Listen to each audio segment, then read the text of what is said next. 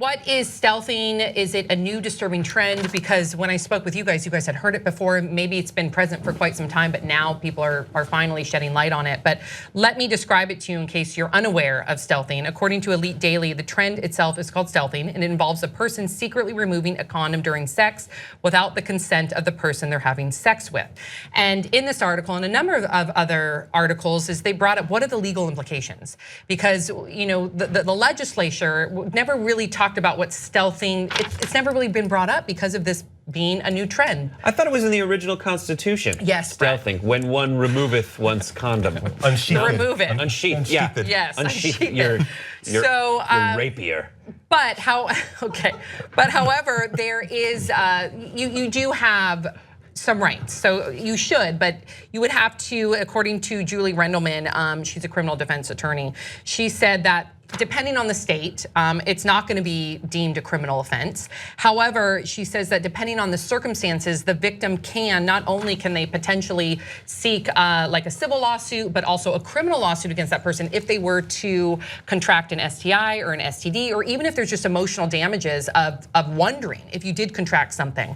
And then I also want to bring up too, before I talk to you guys and some of your stories, because the number of articles that I read, and then after Amir had sent some, I went and I did my own research, and it constantly made it sound like it was males doing this to other males or males doing this to females. But then there's been a number of stories where females have poked holes in condoms.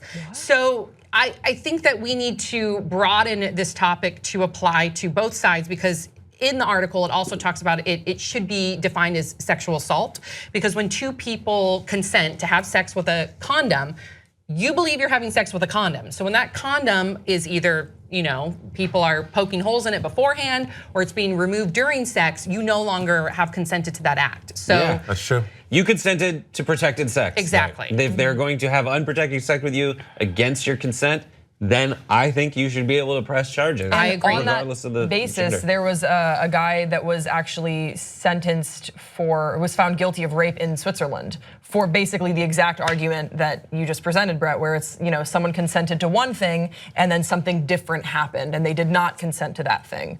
So I think it's gonna be interesting to see where the law lands on this. But unfortunately, I think we'd all heard about this before. We'd all heard about it in some sort of variety. I just hadn't heard about it called stealthing. Did you know it was called stealthing? Right, I've heard of ripping the condom off and doing it, but stealthing sounds, it doesn't sound like this. Like stealthing sounds like a jokey, hilarious thing you're showing. Like ghosting, like just kind of lame, right? It sounds like, the Cleveland Steamer or the Dirty Sanchez and the stealth, but it doesn't sound like something as seriously. It mentioned that in the article it mentioned in one of the articles that people will sometimes laugh about it after the fact, which is not necessarily the victim, trust me. And that's what's scary too, is there, because maybe there's not like a direct law, or why aren't people taking it seriously? Why wouldn't people see it as sexual assault? Because that is very scary to not only whether it's you may contract an STD or an STI, or not even just trusting the person and knowing that they stealthed you, but also some of those stories where, holes have been poked in condoms so that, woman can get pregnant. Right. And it works. You're right, Sam. Scary. It's very scary. It works both ways. I think that the word that is very powerful is consent, because you're giving permission for someone to enter your body. Sex, and as we all know, is a very personal thing to which you are vulnerable. You are giving your body to someone else, and I think that. Yeah, I think it's rape. I think it's sexual assault as well. I think it is assault. And I've had a friend who it happened to. It was a straight couple, and she was having sex, and all of a sudden the condom was gone. Come to find out, the guy did remove the condom because, of course, he wanted to have unprotected penetrative sex. This is not unlike people who are HIV positive that are having consensual sex with people who do not know their status. So I think that's a crime as well. And there have been cases, STD. Right? There have been cases that are being tried back east, so people who are now being sentenced for that, because it's dangerous, and you also touched on not only the physical ramifications and the physical consequences, but the mental, the trust, how that's just a domino effect of everything that comes after that. So I agree. I think it is assault. I think the reason why people are not talking about it more is because it's still kind of one of those underlying events that happens during sex, not all the time, and it's very prevalent in the gay community. There's a couple of different pieces that talk about how rampant it is in the gay community. Yeah, it seems so simple to me, Like I get it, but a lot of but don't do it. Right. There's a lot of folks saying that it's a dominance tactic. There in some of the articles I read, guys do it to feel dominant during sex. It's like, but I feel like that's a little short-sighted because if you pull the condom off and end up having unprotected sex, then having a baby with this person, I just don't think you've thought it through all the way. If there's a looming threat of pregnancy involved. It's stupid. Also, what was kind of unfortunate to read was that a lot of women who have experienced it, I believe one of the people that was cited in the articles said a lot of women will say, I don't know if this counts as rape, or I basically unsure of what they had experienced, if it was even a crime or if it was even something worth bringing forward, afraid that maybe they could sort of be reduced down to like, you're freaking out, it's nothing, don't worry about it. And I think that's unfortunate too, and it's something that we all should be able to talk about, is that there should be absolute transparency and consent always when you're engaging in sex or any sort of sexually intimate act with someone. And that's too bad that people have that sort of self-doubt of like, I'm not sure if this counts, but you should be able to be a law. Yeah. It's not a law as of yet. Yes, you can go meet with an attorney and you can prosecute and you can find ways and hopefully you will win. But even with rape in itself, it's hard to prove these cases. That's what sucks. Right, that does suck, Sam. And the sad thing about this sort of thing is that it's unfortunately it has to happen more in order for it to be brought to the forefront. Because if it's only happening, if it's still not as popular, I mean, I shouldn't say people popular. People aren't talking about it. Right. So I could see how a girl or a friend would be like, well, does it constitute that? Because there's no strict doctrine that says yes, stealthing is rape, yes, stealthing is assault, and the only way for that to happen is the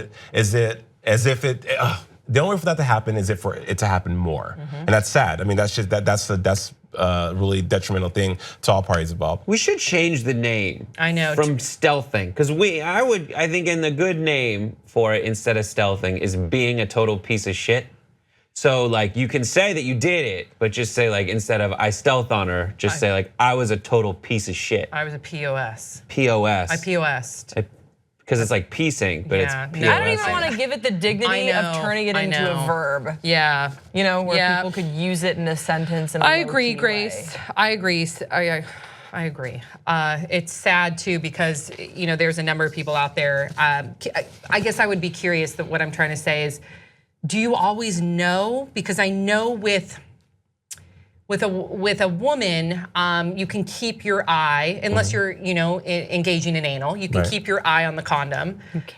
You can keep your eye on the condom. I guess it depends on the position, but for the most part, if you're facing one another, I guess if it was reverse position or if it was anal, you would not be able to see it. But I know in one of the articles it said not only it be more rampant in the gay community, but it's really hard to keep your eye on the condom. Right. Depending on, again, like you said, so how would you even know? I think that's even more terrifying. Well, I mean, for gay men who are on the receiving end, you definitely feel the difference. That's the reason why they have they bareback. If we want to give the right term, they have unprotected stuff. They bareback because it feels better. It feels more natural. You can for sure feel when latex or a condom is being rubbed, the friction. So you can definitely feel, and no amount of lubricant is going to change that. So I mean, yeah, but also it's so sad that you would have to worry about that during sex. Because that's such an awesome thing. We all enjoy doing it. That you now have to be like, well, is the condom on? It's such a distraction that it just sucks all around. It sucks all around. We need to talk about it more. There needs to be a law in place. It needs to be deemed exactly what it is, a sexual assault rape, because that's when there's no consent involved. That's exactly what it is. All right, that's it for us today, and we'll see you next time on Pop Trigger.